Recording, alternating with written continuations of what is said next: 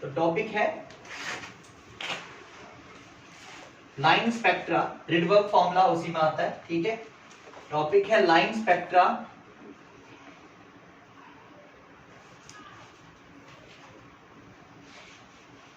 Of hydrogen. ठीक है बच्चे, क्या टॉपिक है? Line spectra of hydrogen.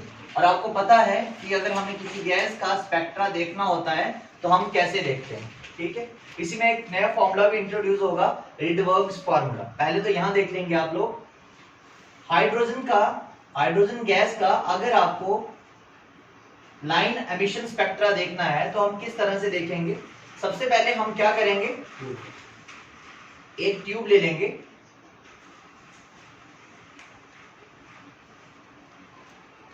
ठीक है बच्चे। ये हमारे पास एक ट्यूब है, क्या बोलते हैं इस ट्यूब को? Discharge tube. Very good. इस डिस्चार्ज ट्यूब के अंदर 2 इलेक्ट्रोड्स होते हैं,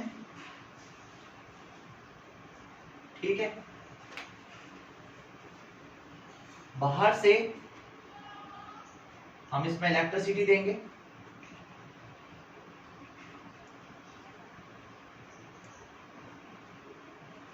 कितनी? हमने यहाँ पे 10,000 वोल्ट हाई वोल्टेज लिखेंगे और लो प्रेशर, हाई वोल्टेज और लो प्रेशर। इस कंडीशन में हम इसके अंदर हाइड्रोजन डाल देंगे। और आपको पता है जब गैसेस को लो प्रेशर पे रखा जाता है तो वो कंडक्टर्स का काम करती हैं, ठीक है। तो इन कंडीशंस में इस ट्यूब में से रेडिएशंस बाहर निकलेंगी, ठीक है। और इन्हीं रेडिएशंस में से हम किसी पर्टिकुलर रेडिएशन को एक फाइन बीम लेंगे। फाइन बीम कैसे लिया जाता है, किसकी हेल्प से लिया जाता है? बोलिए, स्लिट की हेल्प से। तो यहां से हम कोई एक रेडिएशन ले लेंगे, स्लिट बनाया और इसमें से एक फाइन बीम आगे जाएगा और यही फाइन बीम फिर हम किस पे डाल देंगे? प्रिज्म पे। जैसे ये बीम किस पे जाएगा? प्रिज्म पे जाएगा, तो ये 7 कलर्स में स्प्लिट होता। अगर यहां पे व्हाइट लाइट होती, आपको पता ना व्हाइट लाइट जब स्प्लिट होती है तो 7 कलर्स में स्प्लिट होती है, जिसको हम विबग्योर के नाम से जानते हैं, ठीक है ना, रेनबो के जैसा होता है जो। लेकिन यहाँ पे व्हाइट लाइट नहीं है, यहाँ पे हाइड्रोजन गैस से निकली हुई लाइट है ना। तो जो स्पेक्ट्रा आगे जाके बनेगा वो हाइड्रोजन की गैस में से निकली हुई लाइट का ही स्पेक्ट्रा होगा। हम किसका स्पेक्ट्रा पढ़ रहे हैं? हाइड्रोजन। तो हमें लाइट भी हाइड्रोजन सोर्स वही होना चाहिए हमारे पास। अगर मैं बोलूंगा हमें व्हाइट लाइट का स्पेक्ट्रा बनाना है तो हम सोर्स व्हाइट लाइट लेंगे। व्हाइट लाइट का मतलब क्या है ये भी बता दूं।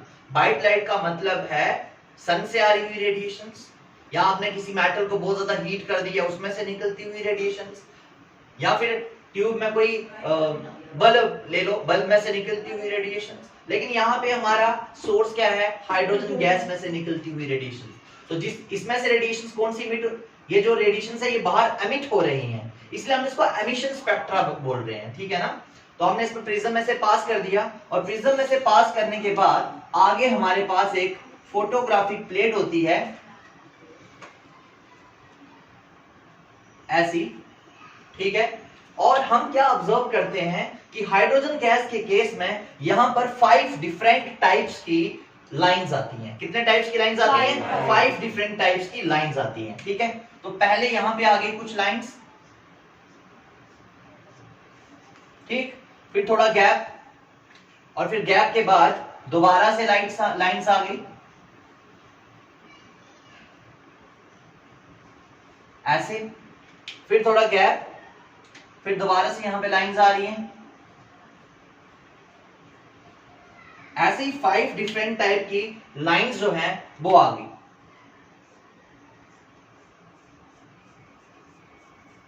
ऐसा। और लास्ट में मैं फिर से हाइलाइट कर देता हूं, ठीक है। तो हाइड्रोजन के केस में जब हम हाइड्रोजन का एमिशन स्पेक्ट्रा देखते हैं तो उसमें हम क्या ऑब्जर्व करते हैं कि फोटोग्राफिक प्लेट पे 5 डिफरेंट टाइप्स की लाइंस हमारे पास आई हुई, ठीक है। और वो 5 डिफरेंट टाइप की लाइंस कौन सी है? सबसे पहली जो लाइंस होती हैं बच्चे, इनको बोला जाता है लाइमन सीरीज। क्या बोला जाता है? Lyman series. लाइमन सीरीज, क्योंकि जिस साइंटिस्ट ने ये हमको दी थी उनका नाम था लाइमन। सेकंड सीरीज जो है इनको बोला जाता है पाश्चन,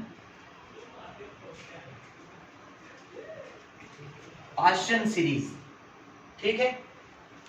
थर्ड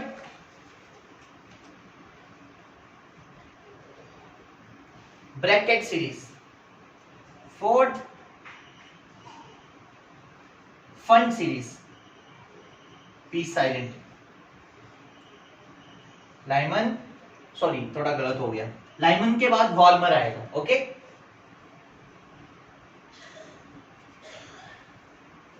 लाइमन फिर वॉल्मर, वॉल्मर सीरीज, लाइमन, वॉल्मर, पाश्चन, ब्रैकेट और लास्ट है फन सीरीज। क्लियर हुआ? अब सोचने की बात ये थी कि यहाँ पे 5 डिफरेंट टाइप्स की लाइंस आई क्यों? एक ही जैसी लाइंस यहाँ पे क्यों नहीं है? हाइड्रोजन का जो स्पेक्ट्रा है वो इतना डिफरेंट क्यों है कि उसमें 5 डिफरेंट टाइप्स की लाइंस क्यों आई? एक ही तरह की लाइंस उसमें क्यों नहीं थी? तो इसको भी डिटेल में हमने समझना है कि इसमें 5 डिफरेंट टाइप्स की लाइन जो है वो क्यों बन रही है। लेकिन सबसे पहले तो मैं क्या बता रहा हूं कि line spectra of hydrogen, line emission spectra है प्रैक्टिकली। ये क्या है?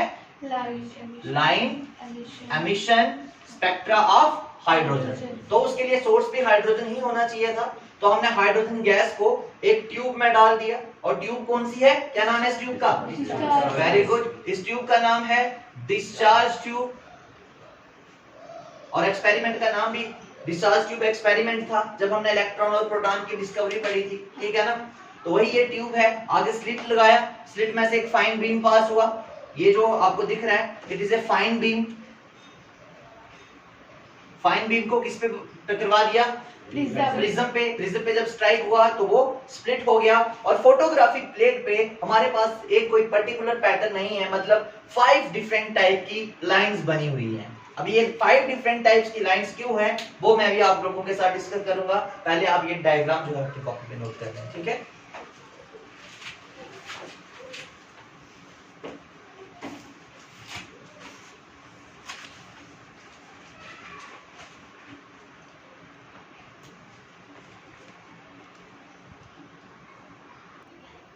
तो अभी हम पढ़ने जा रहे हैं, रीजन पढ़ने जा रहे हैं कि साइमल्टेनियसली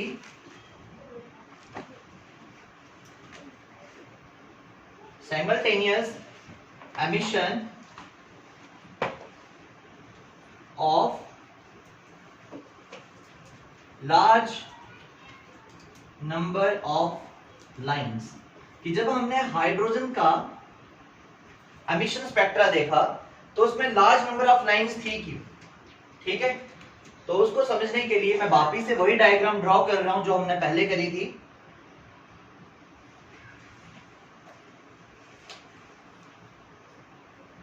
आपने देखा होगा कि इसके अंदर हमने क्या डाला था? हाइड्रोजन गैस डाली थी, और बाहर से हमने इसमें वोल्टेज दी थी, वो भी क्या? हाई वोल्टेज दी थी, और प्रेशर क्या रखा था? प्रेशर लो रखा था। इसमें जो हाइड्रोजन गैस है, सबसे पहली बात, जब इतनी ज्यादा वोल्टेज के साथ यहां से इलेक्ट्रिसिटी आएगी तो इसको कोलाइड करेगी, बम्बार्डमेंट करेगी हाइड्रोजन गैस को। इसमें हाइड्रोजन गैस के मॉलिक्यूल्स है ना, तो जहां से जब हाई वोल्टेज आपने रख दी तो ये ऐसी इलेक्ट्रिसिटी आएगी, इसको बम्बार्ड करेगी, और ये हाइड्रोजन ब्रेक हो जाएगा, आयोनाइज हो जाएगा। क्या हो जाएगा? ये आप लोगों ने पहले भी पढ़ा है। जैसे ही स्ट्राइक करेगा तो ये बना देगा 2 टाइम्स H, 2 H बन गए। अब H में से इलेक्ट्रॉन बाहर निकलेंगे और बनेगा 2 times H positive plus 2 electrons. समझ में आया ये आपको? हुआ क्या बेटे, जो H2 था वो ब्रेक हो गया H प्लस H में, क्योंकि एक हाइड्रोजन में एक इलेक्ट्रॉन होता है, तो वो इलेक्ट्रॉन यहां से एक्साइट हो जाएगा, बाहर निकल जाएगा। समझ में लगा? अब पूरी कहानी क्या हुई कि जब हाई बीम्स आए, वो स्ट्राइक किसके साथ किए? वापिस से मैं यहाँ पे मार्कर वाली एग्जांपल ले रहा हूँ। यहाँ से हाई वोल्टेज आई, फार से ये H है, ये उसका इलेक्ट्रॉन है, ठीक है। जब यहाँ से हाई वोल्टेज आएगी, इसके साथ स्ट्राइक करेगी, तो इसका इलेक्ट्रॉन यहाँ से निकलेगा बाहर और एक्साइटेड स्टेट में जाएगा। बात समझ में लग रही है ना? उसको बोलते हैं आयोनाइजेशन ऑफ गैस। क्या बोलते हैं? गैस का आयंस में कन्वर्ट होना और इलेक्ट्रॉन्स का एक्साइट हो जाना। अब क्योंकि हाइड्रोजन में एक इलेक्ट्रॉन होता है, अब डिपेंड करता है कि उसको एनर्जी कितनी मिली होगी, और ये भी डिपेंड करता है कि इसके अंदर बहुत सारे हाइड्रोजन गैस के मॉलिक्यूल्स है। क्या सबको बराबर एनर्जी मिलेगी या अलग अलग मिलेगी?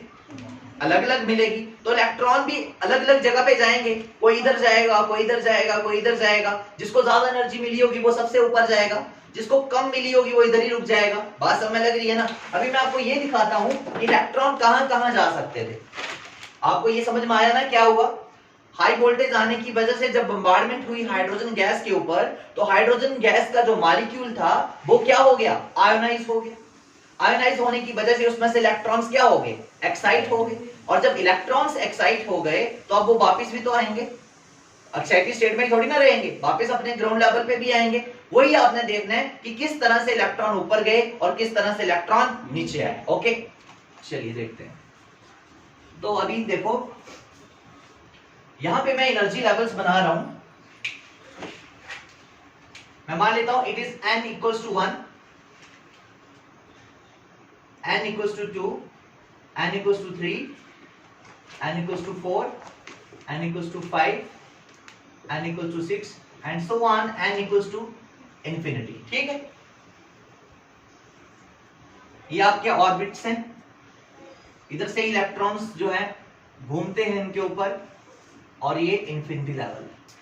मैं ये मान लेता हूं कि आपका इलेक्ट्रॉन पहले ग्राउंड स्टेट में था। हाइड्रोजन में इलेक्ट्रॉन बेटे एक ही होगा, लेकिन ये बना दिया मैंने वो इलेक्ट्रॉन। इसको एनर्जी मिली, मुझे बताओ ये यहां पे जा सकता है? यहां पे जा सकता है, यहां पर भी जा सकता है, यहां पर भी जा सकता है, यहां पर भी जा सकता है और यहां भी जा सकता है। इलेक्ट्रॉन आपका कहीं पे भी जा सकता है, वो डिपेंड करता है कि एनर्जी कौन से इलेक्ट्रॉन को कितनी मिली है। क्लियर हुआ? अब जब ये एक्साइटेड स्टेट में चला जाएगा तो इसको वापस भी तो आना है वापस। क्लियर है? इसने एनर्जी गेन की हुई है ऊपर जाने के लिए, और जब ये नीचे आएगा तो वही एनर्जी लूज भी करेगा। बात समझ में लग रही है ना? अब देखते हैं एनर्जी लूज किस तरीके से कर सकता है। मुझे बताइए, क्या यहां वाला इलेक्ट्रॉन जो है, इसको मैं मिटा देता हूं।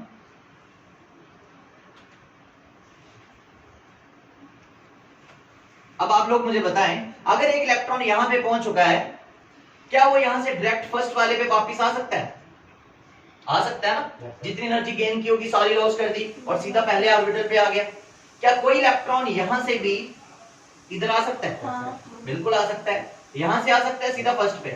बिल्कुल आ सकता है। यहां पे भी आ सकता है, यहां पर भी आ सकता है और यहां पर भी आ सकता है। अब ये जो पहली आपने देखा, ये सिस्टम जो आपने देखा, इसमें हुआ क्या कि इलेक्ट्रॉन वापस जहां मर्जी से आया, लेकिन आया वो कहां पे है?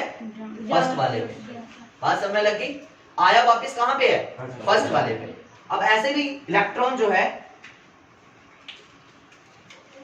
क्या यहां से इलेक्ट्रॉन यहां वापस आ सकता है? सेकंड पे भी तो आ सकता है, सेकंड से फर्स्ट पे आए। यहां पे भी आ सकता है, यहां पर और यहां पर, यहां भी आ सकता है। ऐसा हो सकता है ना? और कितनी पॉसिबिलिटीज है?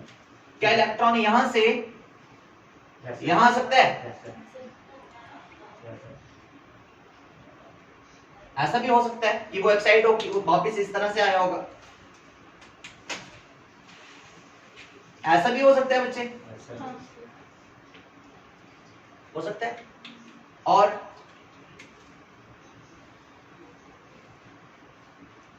ऐसा भी हो सकता है। समझ में लगा? अब मुझे एक बात बताइए आप लोग, जो फोटोग्राफिक प्लेट पे अलग अलग लाइंस बनी थी ना, उन सब की वेवलेंथ और फ्रीक्वेंसी अलग अलग है। क्यों है अलग अलग? उनकी एनर्जी सबकी अलग अलग है। क्यों है? देखो, जब इलेक्ट्रॉन यहां से यहां आएगा वापस, तो वो ज्यादा एनर्जी रिलीज करेगा। यहां से यहां आएगा तो कम करेगा। समझ में लग रही बात? तो यहां पे एनर्जी कुछ और होगी, यहां पे एनर्जी कुछ और होगी, यहां पे एनर्जी कुछ और होगी, यहां और होगी और यहां पे और होगी। वापस आने की एनर्जी अलग है, तो वेवलेंथ भी क्या होगी? अलग अलग होगी। अलग अलग वेवलेंथ है, अलग अलग क्या है? तो एक सिंगल इलेक्ट्रॉन के पास बहुत सारे ट्रांजिशंस पॉसिबल है, कि वो बहुत सारे तरीकों से एक्साइट हो सकता है और बहुत सारे तरीकों से डी एक्साइट हो सकता है। इसीलिए हाइड्रोजन के स्पेक्ट्रम में अलग अलग लाइंस बनी थी। समझ में लगा? तो हाइड्रोजन का जो एमिशन स्पेक्ट्रम होता है उसमें डिफरेंट लाइंस क्यों बनती है?